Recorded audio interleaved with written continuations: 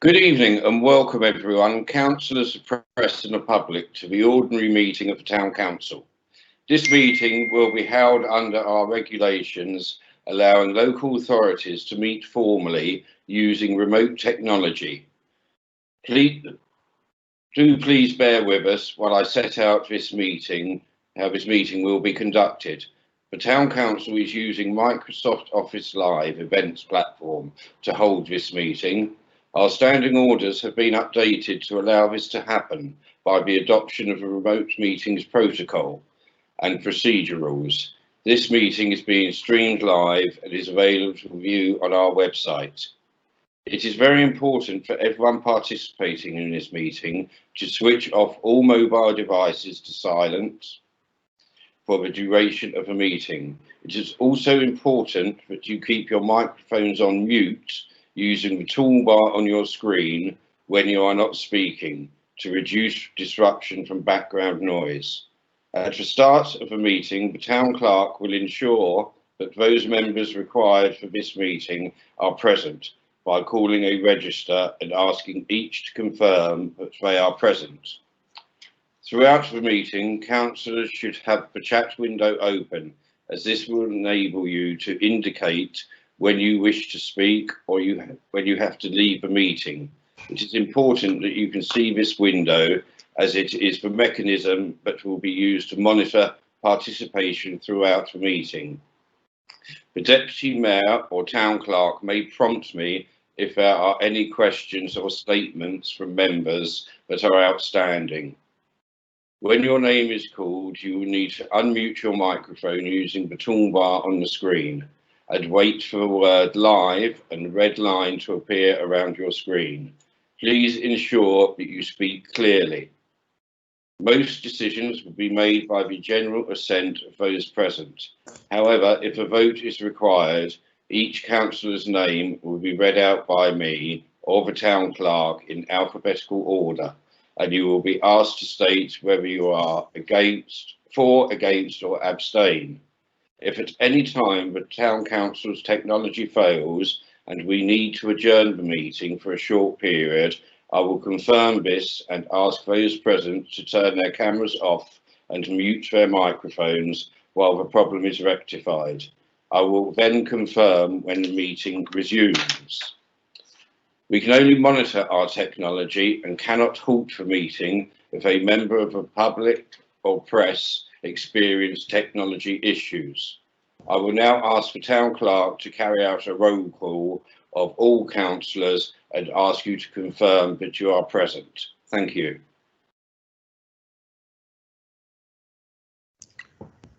Thank you, Mr. Mayor. The first two alphabetically, I believe, have sent their apologies, but I will check, which are Councillors Baker and Blanchard Cooper. Councillor Buckland. Present. Councillor Chase. Present. Councillor Long. Present. Councillor Malloy. Present. Councillor Northeast. Present. Councillor Price. Present. Councillor Rhodes. No. Councillor Seeks. Present. Councillor Tandy. Present. Councillor Turner. Present. Councillor Dr. Walsh. Present. Back to you, Mr. Mayor. Thank you. Item number 1, mobile phones. Members are reminded to switch their mobile devices to silent for the duration of the meeting and asked to note the previously approved protocol for remote meetings, which is in place for the duration of the meeting. Apologies covered. Declarations of interest. The standing declarations are noted and members and officers are reminded to make any other declarations if they become apparent at the appropriate time during the meeting. Are there any further declarations? I'll take that as no.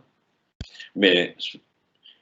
The minutes of the meetings held on the 23rd of January, 14th of May and 4th of June have been circulated and can be found on pages 7 to 21 in accordance with the Town Council Standing Orders, Section 9A. Members are reminded that no discussion of the draft minutes of a preceded meeting shall take place except in relation to their accuracy. Can I therefore ask if everyone is happy that they be approved? Agreed. Yes. Agreed. Agreed. Thank you. Arrangements for these will be made to be formally signed when the circumstances allow this, and it will be recorded in the minutes. Item number 5 on the agenda, Town Mayor's report and urgent items. But as Mayor this week, I've had a steady pick up to the week. I've had a couple of engagements today, a couple of visits. We've got the Mayor's charity auction live on the Facebook page tomorrow, being live streamed with Town Crier of Worthing. And then, as long as there's no thunderstorms on Saturday, for my stupid madness, I'm doing the equivalent of the Three Peaks Challenge on a treadmill. But it all starts to get things going for the Mayor's fundraising. So it's all pretty good. Urgent items. Thank you.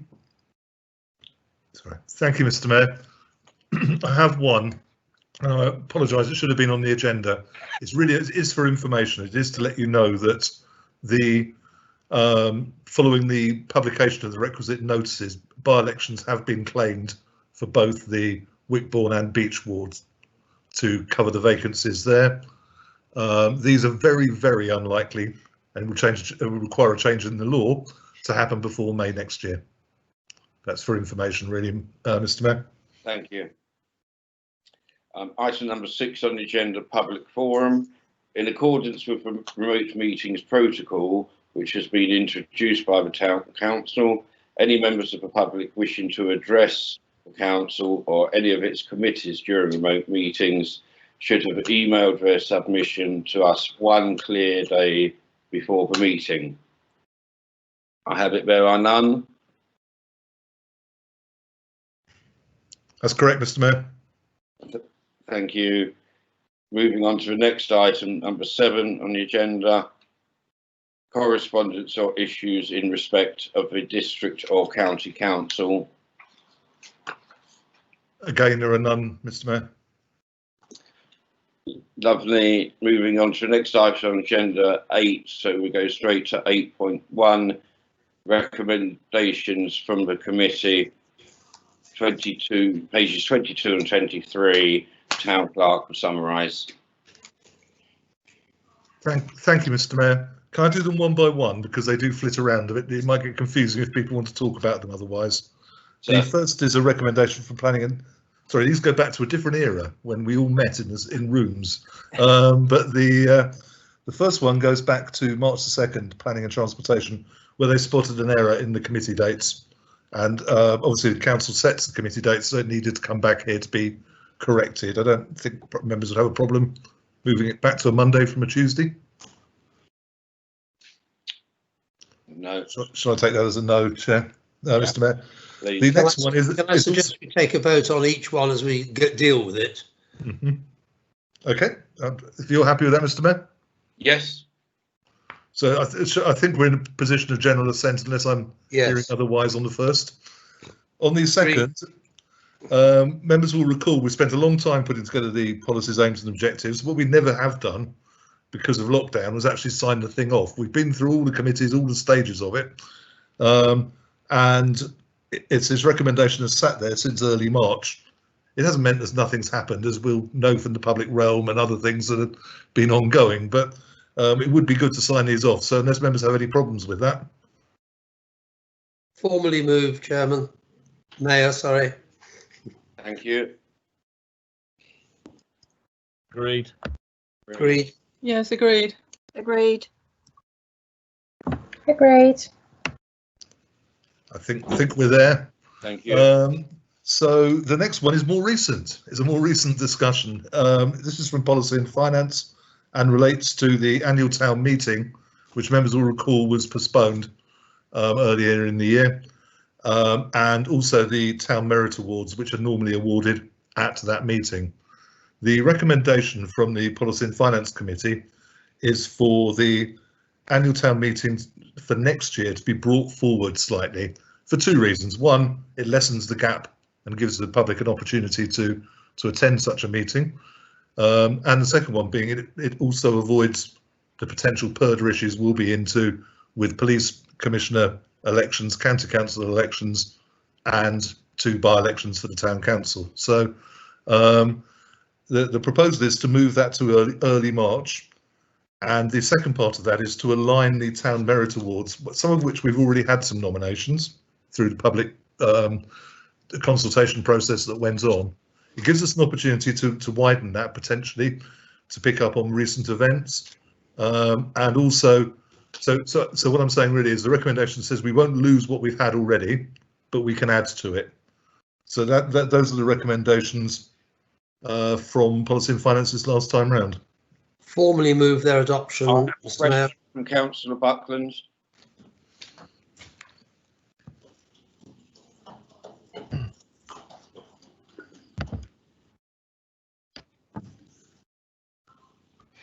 I live, yeah? Yeah. Yes. Yeah.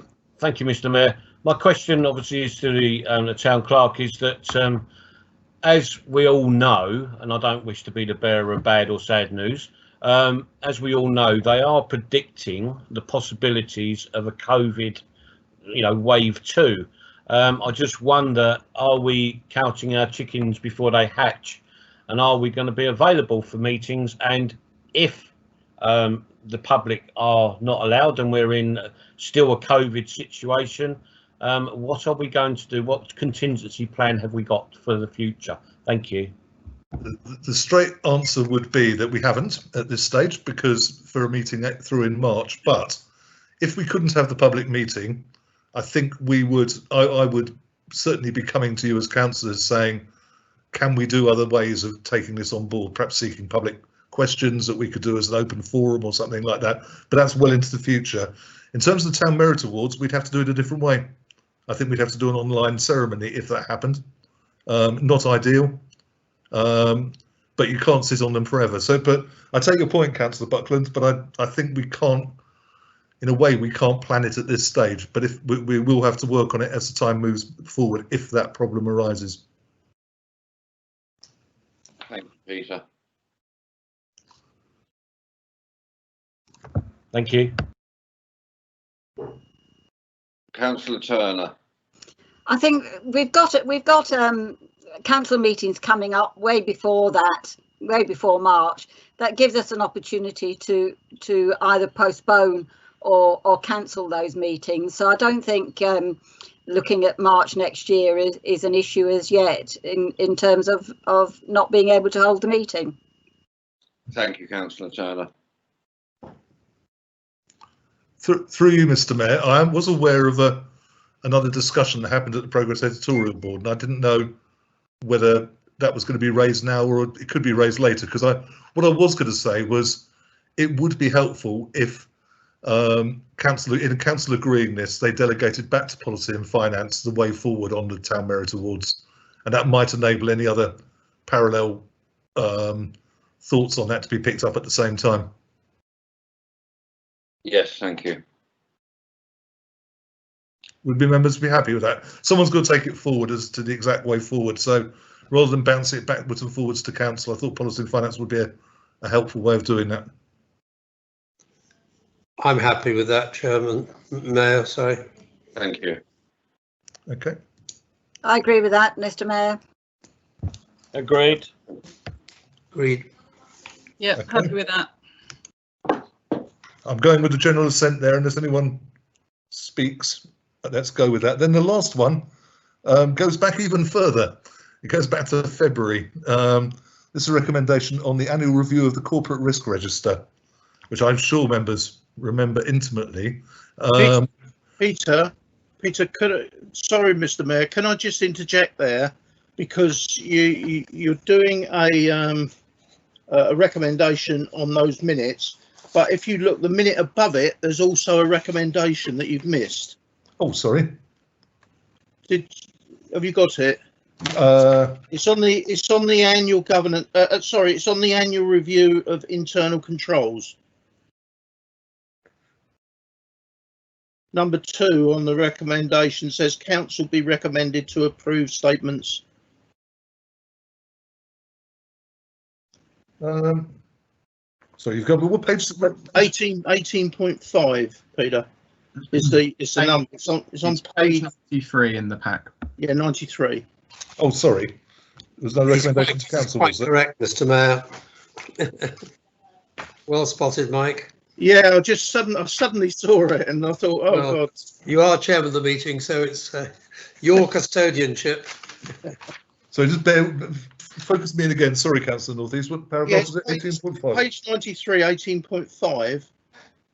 And it's number 2 of the recommendation where it says council be recommended to approve. It's covered in the. I think you'll find it's covered later on the agenda because it's picked up in the annual return. Okay. Councillor North East. Just So, didn't thank miss you. it. You just keep me on my toes. That's Yeah, I was.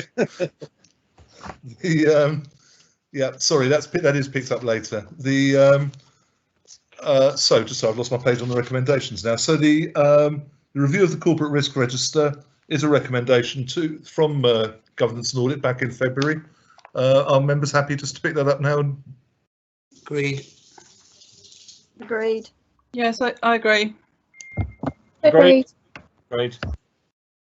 And ends those recommendations, but we will pick up that other one later. Thank you, Peter.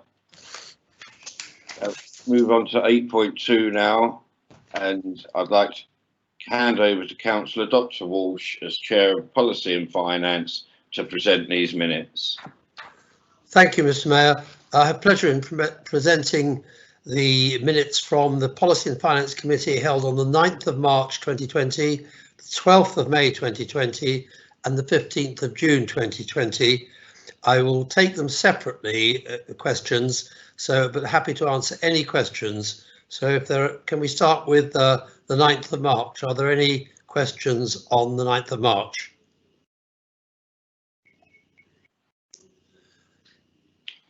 I'll take that as a no, Dr. Walsh. I just have one comment then to make myself. On the Pier Road pedestrianisation, things have moved on a little bit since then at Arran District Council, and I declare my position as leader of Arran District Council. We were looking at quick wins to provide COVID safety areas for pedestrians and cyclists particularly, and ones that were shovel ready or oven ready as they're sometimes called. And Pier Road was one of those that commended itself as a temporary situation during the current continuing COVID crisis and social distancing regulations, in that there are a lot of potential queuing people, particularly during this hot weather, outside the various takeaway outlets in that road and the restaurants that are also doing takeaways. And it was felt that this was a sensible one to put forward to the County Council for temporary pedestrianisation, and it's in their inbox at the moment and no decision has been taken yet. Just to update members as to where that is. Councillor Turner. Sorry, would just like to ask if there's any update on this recovery facility at Ford. I've had a letter from them and they talk about the public consultation, but of course the public consultation must have been cancelled. So I'm just wondering whether there's any information about that. Sorry, I'm not quite sure which one you're talking about, Councillor. On the 9th of March, 51.1, proposed energy recovery facility at Ford.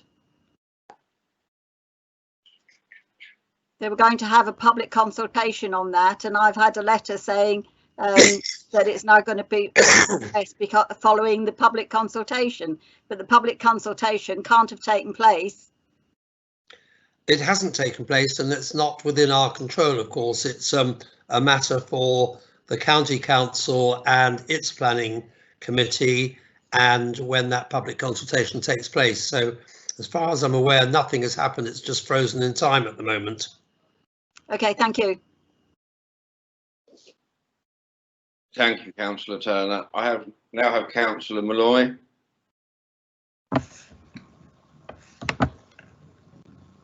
Hello, thank you.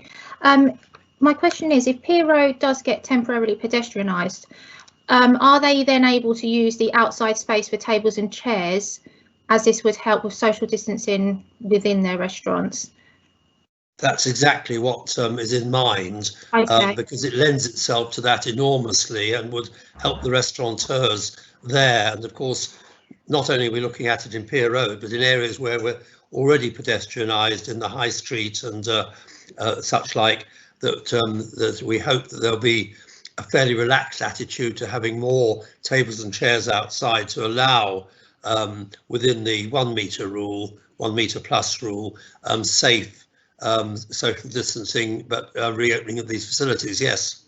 Okay, lovely, thank you. Pleasure. Thank you, Dr. Walsh. Can I just remind everyone to please put their questions on the comments bar instead of trying to jump in, just so I can keep everything under schedule.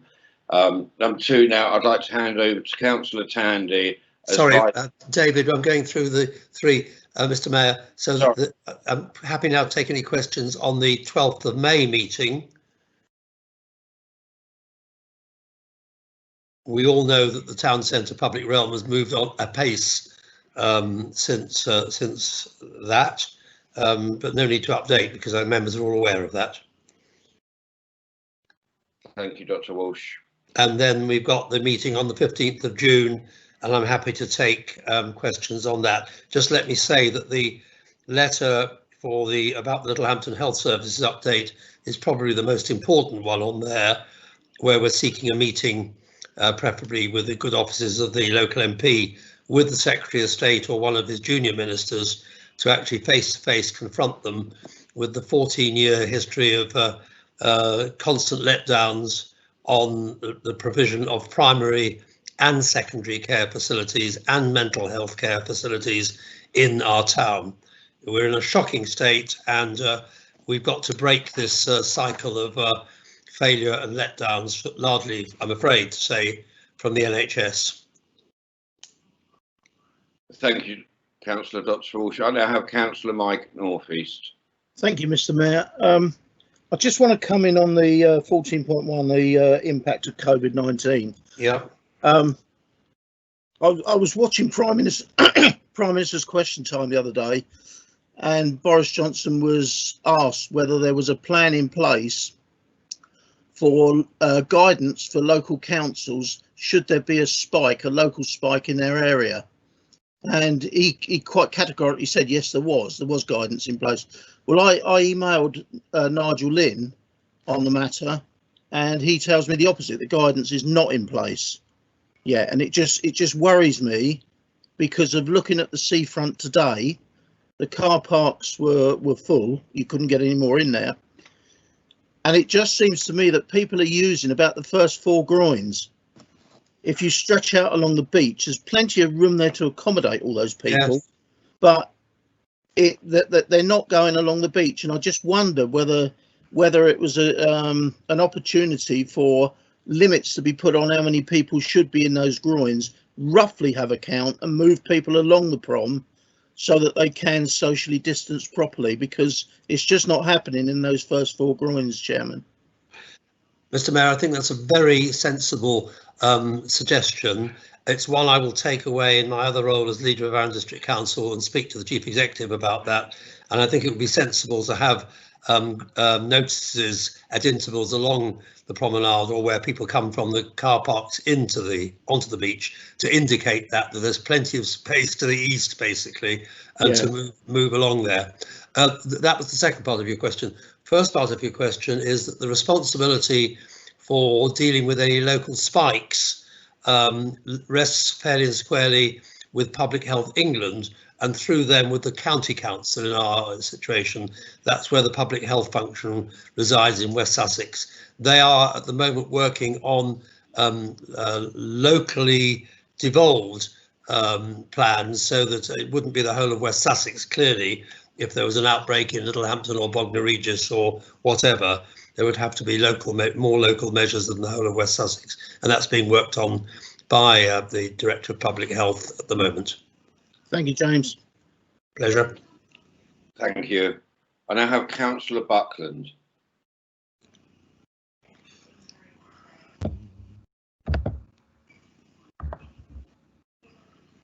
Thank you, Mr. Mayor. Thank you, Mr. Mayor. I totally concur with Councillor North East on his statement about the beaches and the groins. However, through yourself, Mr. Mayor, to Councillor Walsh, when he does go back to the councils and explains his reasoning, could he also please make sure that he has a look at the West Beach, Rope Walk and Ferry Road, because that has been an absolute nightmare.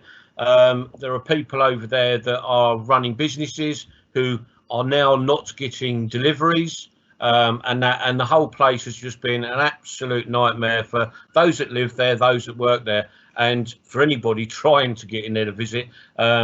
For future, we need to bring in some kind of control. Thank you very much. Thank you, Chairman. Mr. Mayor. Thank you very much, Councillor Buckland. I must say I haven't been to West Beach during the COVID emergency, nor have I been down River Road since the floods back in January or February. Not River Road, sorry, I meant that side of the river. I saw the photographs on Facebook last night and was appalled, frankly. It is, of course, an enforcement matter, the parking, where they are abusing some of the parking on the restrictions there. And I have already drawn attention, and perhaps, Councillor Buckland, you could send any photographs you have to the enforcement officers at Arran and or the County Council. Thank you. Mr. Mayor, can I just come back quickly, please? Certainly. Thank you very much. To Councillor Walsh, through yourself, Mr. Mayor, I've actually spoken to Calvin Bayliss today, where he did have an enforcement crew over at West Beach, and he was going to go and send them back again this afternoon due to the fact of the chaos that was actually being caused over that side. But any photographs that I receive, I am more than happy to forward on to whoever I need to forward on to. But like I say, it's just a case of whilst you're having that discussion, could you please bring that into the equation? Thank you. Will do. Could you send them to Roger Elkins, the Cabinet Member at County Council, and obviously to Calvin Bayliss as well? Thank you. Thank you.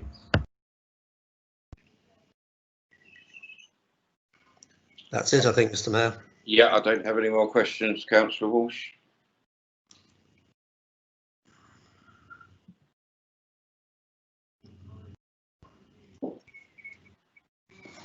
Moving on to the next item, now hand over to Councillor Tandy as Vice Chair of the Community Resources Committee to present these minutes. Thank you very much, Mr. Mayor. I'm pleased to present the minutes of the meetings of the Community Resources Committee held on the 13th of February, the 12th of March and the 11th of June 2020, as set out on pages 41 to 57 of the agenda papers, and I would be happy to answer any questions relating to them.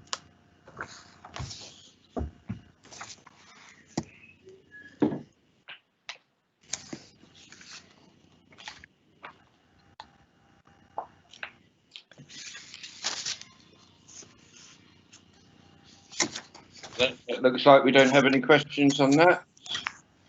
Thank you, Councillor Tandy.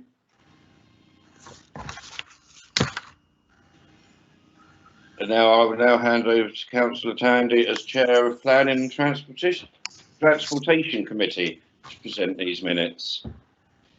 Thank you very much, Mr. Mayor. I'm pleased to present the minutes of the meetings of the Planning and Transportation Committee held on the 3rd of February, the 2nd of March and the 26th of May 2020, and the responses to planning applications that were agreed on the 30th of March and the 27th of April, all of which is set out on pages 58 to 87 in the papers, and would be happy to answer any questions, Mr. Mayor.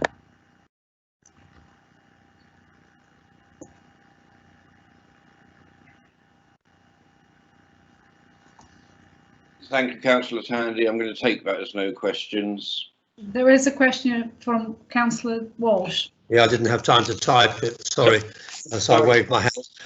It's really just on the very first one, highways, 109.1 Highways England A27 Arundel bypass. I mean, bearing in mind that that meeting was in February, when we were imminently expecting the announcement of the preferred route for the Arundel bypass. We know it's been delayed by the COVID-19, but once again, we're imminently expecting that.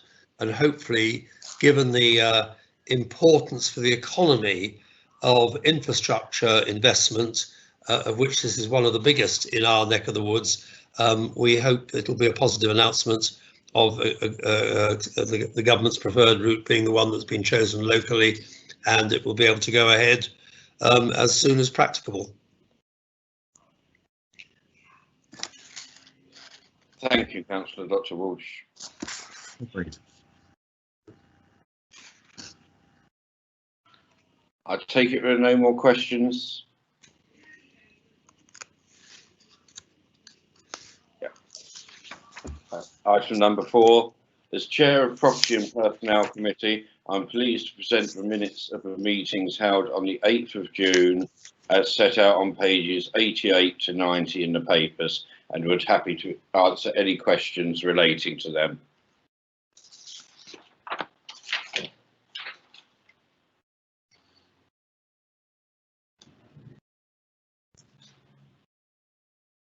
Yeah, I should take that as no questions.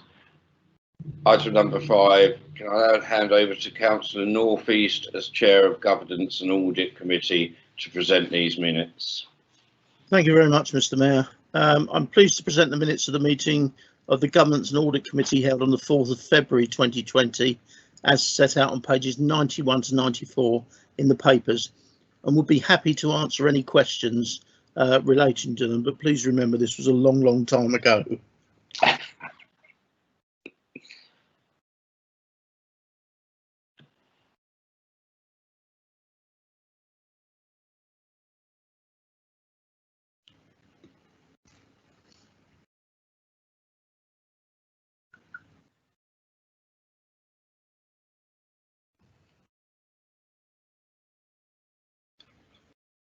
No?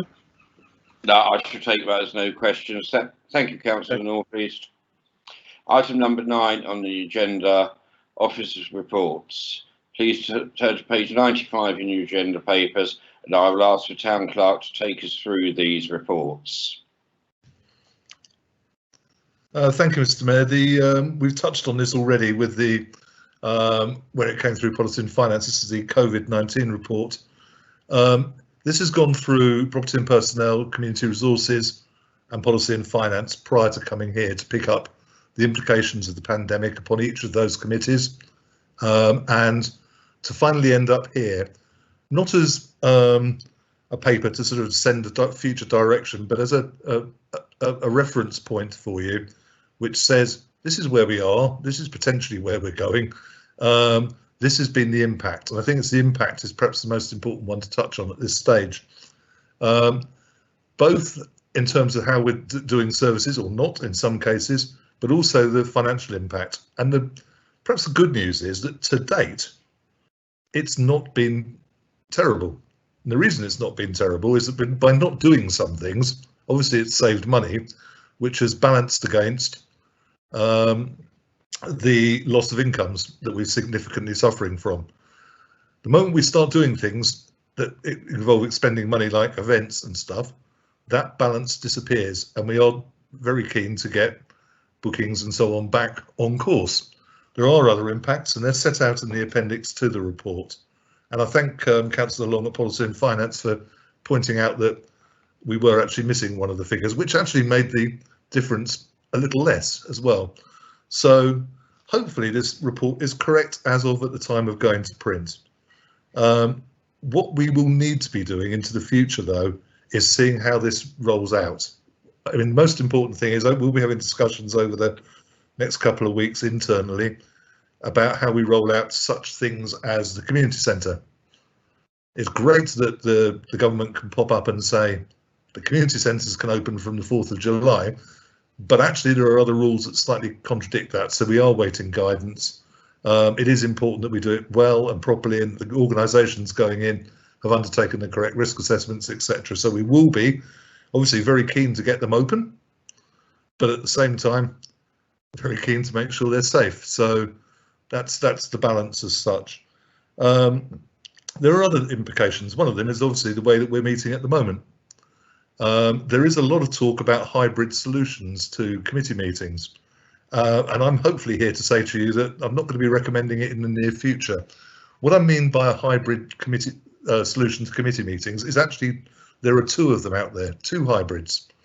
The first is that members of the council meet in a committee room and members of the public can watch. And that sounds great, apart from the fact for us, we'd have to introduce a whole new range of technology to do it, because we'd have to video it, then stream it out from there. That comes in the short term as a problem. In the longer term, it might be desirable, but in the short term is a problem, and especially if you want to open up the interface with the public. The other one, and the more commonly used phrasing of the word hybrid around the committee meetings, is where some councillors are in and meeting, and others are sat around the table literally as a virtual presence or a remote presence. And honestly, that's not a recommendation. That's not a route I'd be recommending us to go. So those agendas, those discussions are out there. There are some councillors that are very, very keen to get back into meeting. This is nationally, back into meeting rooms. There are others who think that this is a better way of doing it. I'm not passing a view. What I do think is it is very difficult to go down a hybrid route as a parish council. We could spend a lot of resource trying to get to that. So I just mentioned that because that is in the agendas, and members will have seen some papers recently from district council as well on that. So apart from that, because this is done the rounds at all the committees, I'm happy to answer any other questions on it, Chair. Thank you, Peter. First, I have Councillor Tandy.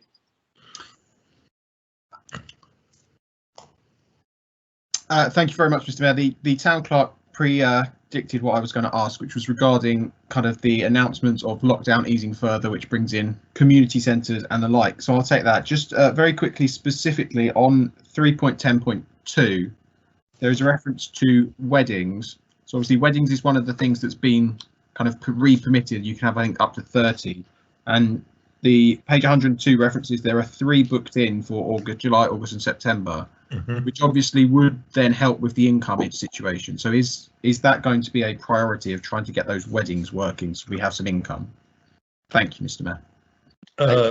Through you, Mr. Mayor, it would be. I do know that I had an email today cancelling one of them. So it was perfect timing, the question. I think that from what I'm not going to try and be quoted too accurately, but I think the numbers have increased to be allowed to be at weddings, but they aren't necessarily increased enough for these people to make it work as yet. 30 is the maximum. Yeah. Yes. So for a small wedding, it's fine. We could, that will be part of our discussions next week internally to try and get these as much. We want to advertise. I think the general thrust behind Councillor Tandy's question is absolutely we want to we really need to get our income streams up and running again. Thank you. I now have Councillor Dr. Walsh. Thank you, Mr. Mayor. Mine was just a brief comment on the town clerk's comment on hybrid meetings. I'm entirely with him. We do not need the expense of installing video cameras and webcasting this stage in the council chamber. And equally, I'm not at all convinced that a small town council with, well, sadly, with having lost 2 members down to 13, we've got ample space with social distancing when it becomes legal again to meet in the council chamber with safe social distancing. Committees are fewer than that, and again, so we don't need that. Whether we'll be allowed to bring the public in as well is another matter, but if we can't, then that can be a broadcast on a webcast on Teams, just as these are at the current time. Thank you. Thank you, sir. What I will do, obviously, is I think the undercurrent to this report is the fact that I need to be reporting back to the various committees as we go along. So obviously, I'll be bringing that element back to P&F in September.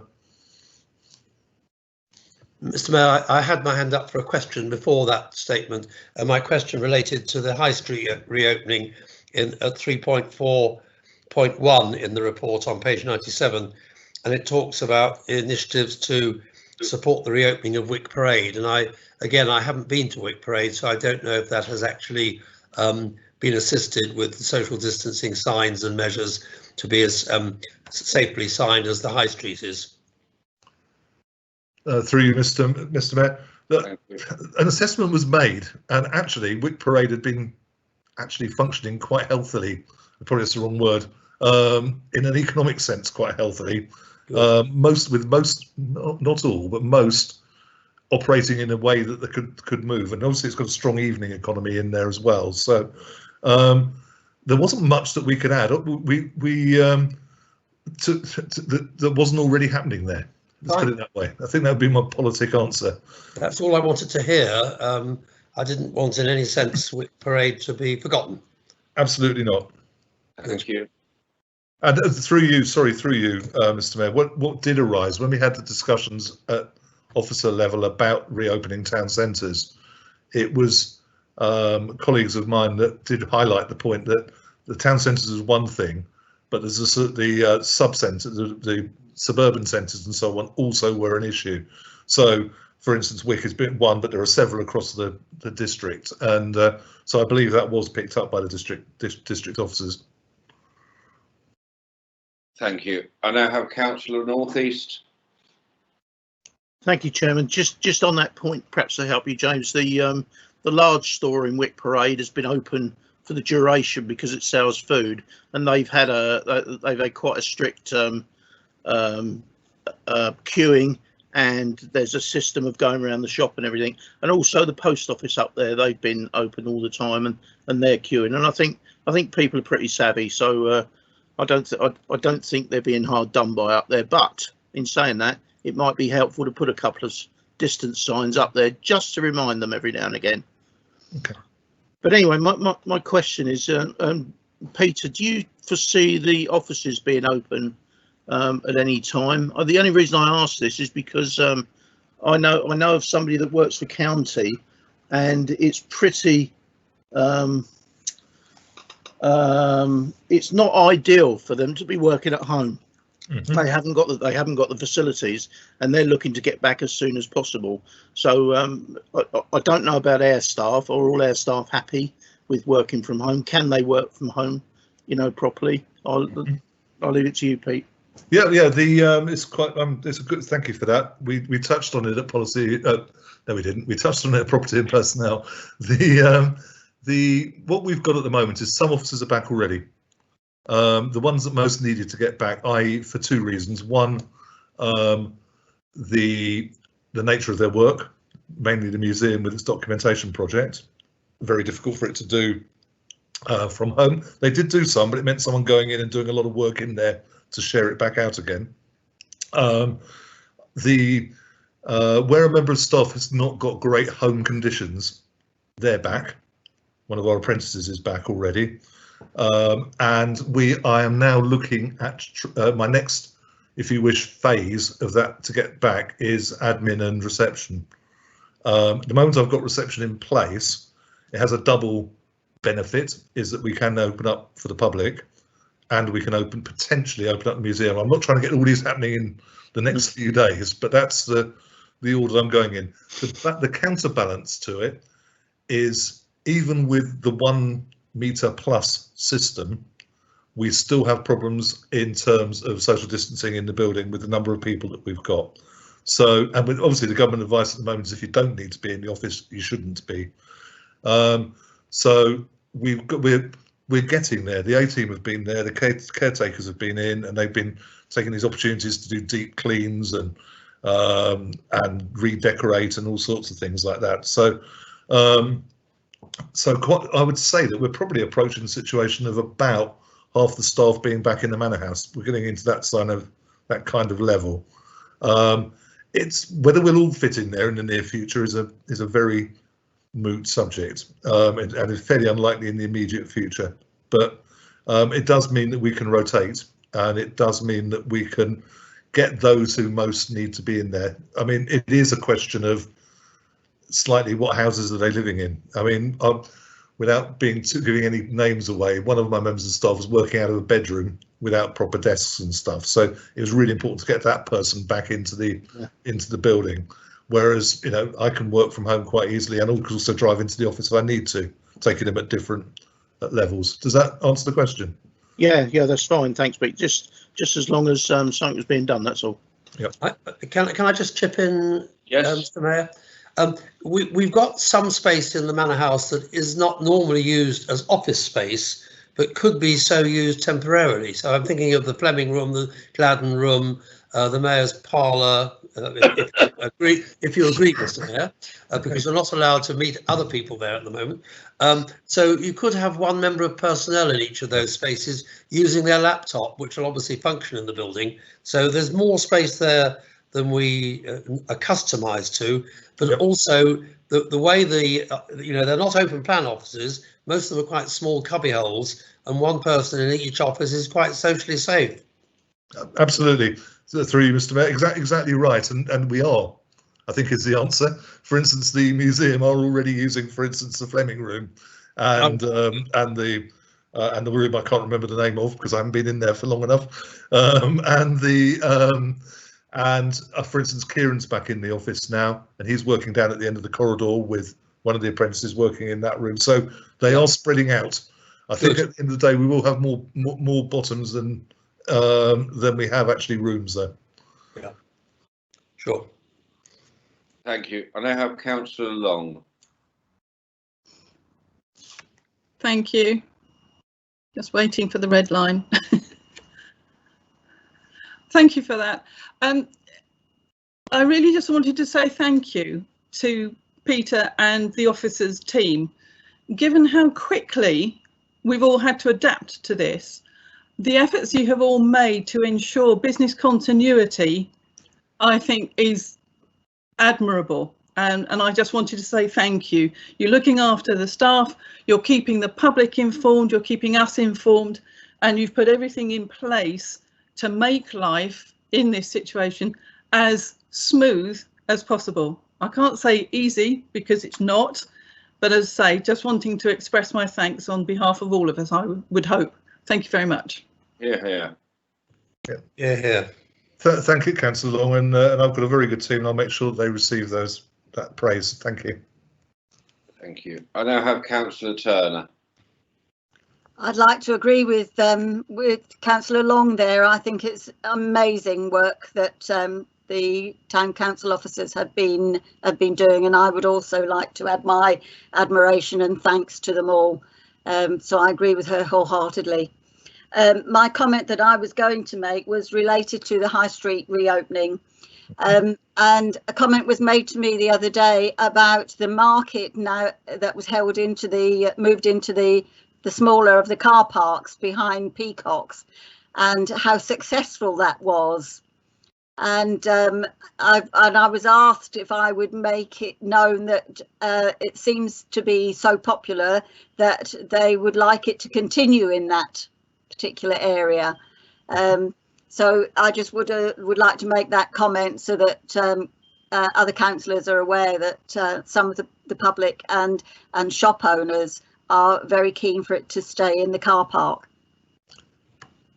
I'm delighted to hear that, Mr. Mayor, because initially there was strong objection to being moved out of the High Street. So I'm glad we stuck to our guns on that one.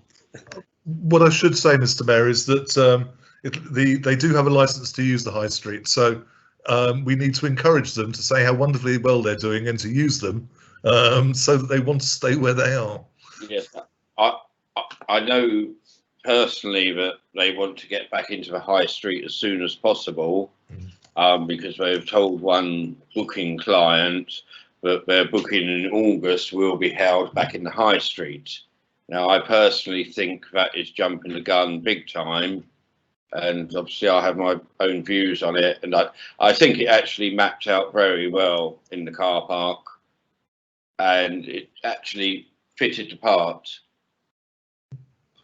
So that's all good. Can I come back with another comment on that?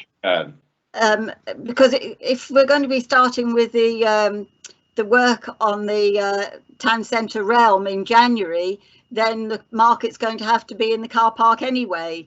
So to have it going backwards and forwards seems a bit daft if we are able to do that earlier.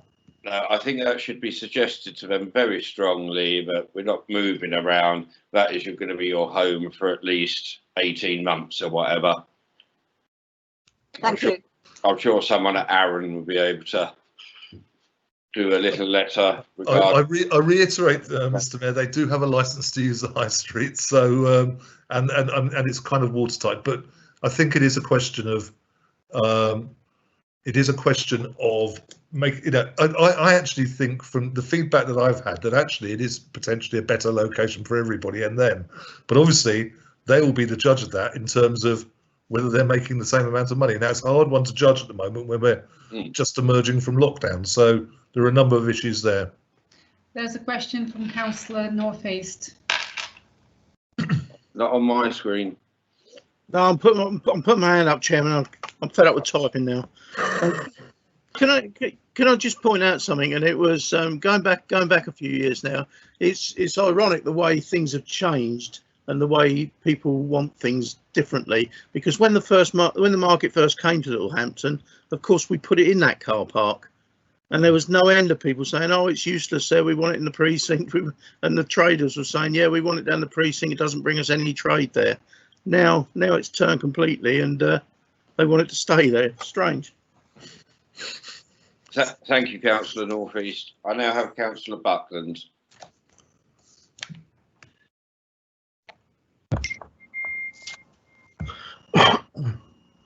I'm on live. Yes. Yep. Thank you, Mr. Mayor. Just going on the comments that obviously that other councillors have made about the market, and I totally concur with Councillor Walsh, as in the case that they actually didn't want to go there. However, and I will, despite You've gone on to mute, Councillor Buckland. Thank you, Mr. Mayor. When I questioned the Arran District Council about the market going there back in the High Street, they said it was unsafe to do so. So I mean, I totally concur with yourself that they need to stay where they are for the oncoming year until the works in the High Street have actually been, followed through. Thank you, Mr. Mayor. Thank you.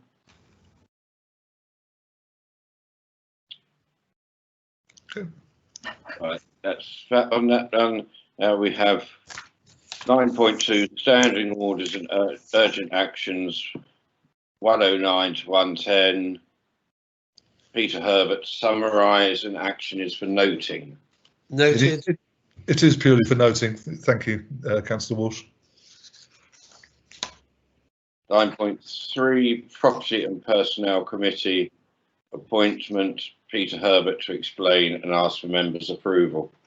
Members will, sorry, I'll wait for the red line. Members will recall that at the annual council, I was somewhat scrabbling around for members on a couple of committees, and we had to correct one under the urgent action, which we got wrong. We needed another member on property and personnel. We do need another member on the property and personnel committee, particularly given the fact that you as chair and mayor may end up with conflicting diary appointments as well. So I know you've been out and about, and Councillor Turner's indicated that she would be keen to join the committee, but obviously that's a council appointment, and so therefore it's a recommendation to council that she does so. Move that we accept the recommendation. Agreed. Agreed. Yeah, agreed. Thank you.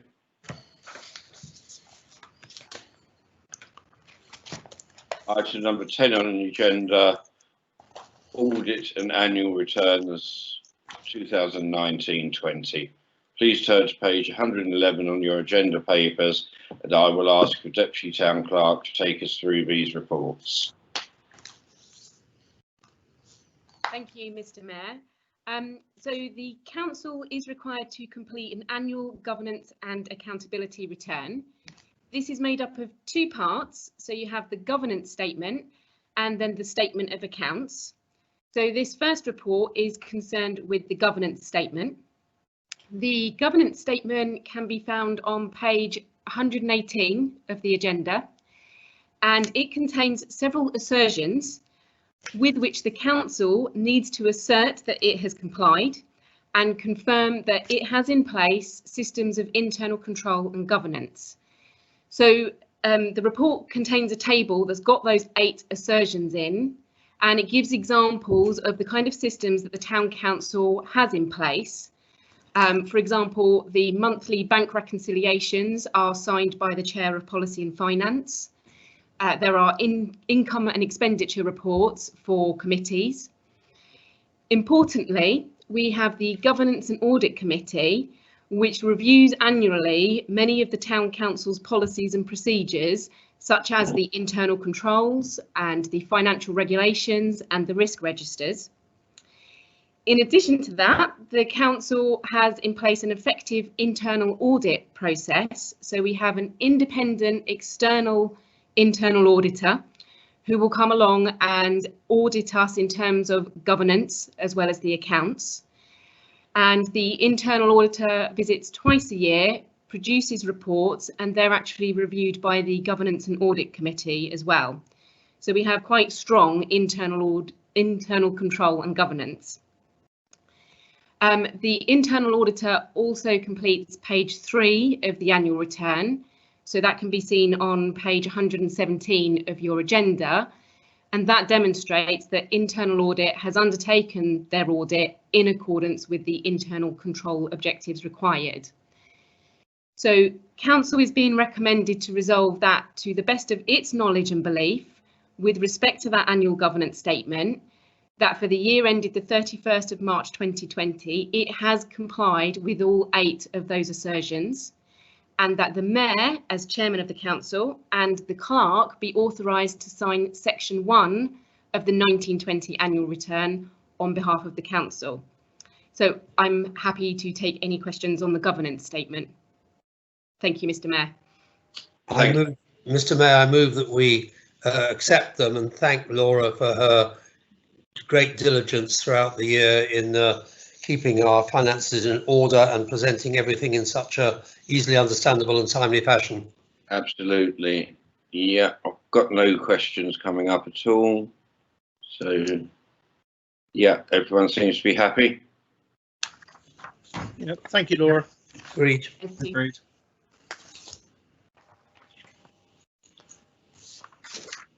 .2 Statement of Accounts, Annual Return 1920, Section 2 of the Annual Return, pages 131 to 140. Laura to summarise report and recommendations. Open to questions. Thank you, Laura. Okay, thank you, Mr. Mayor. So obviously this is the second part now that we look at, which is the Statement of Accounts. So that can be found on page 134 of your agenda. Basically, the accounting statement is a summary of the Council's income and expenditure, of the precept, the staff costs, the assets and liabilities, and the reserves, and that's all taken from the Council's accounts.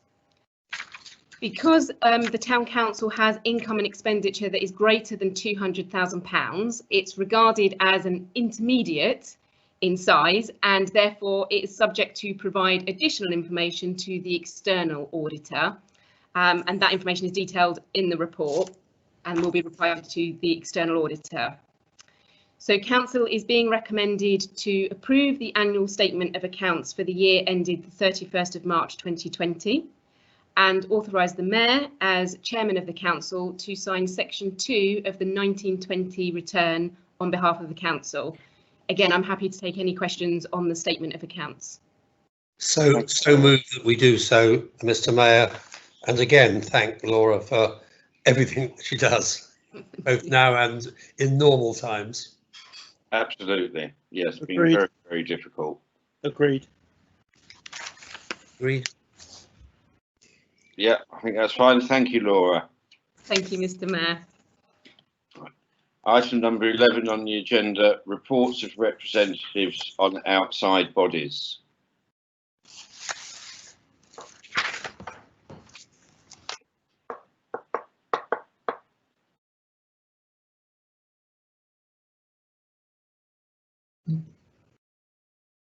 Nothing, anyone? Yep. I will take that as a no. Exempt business, there is none.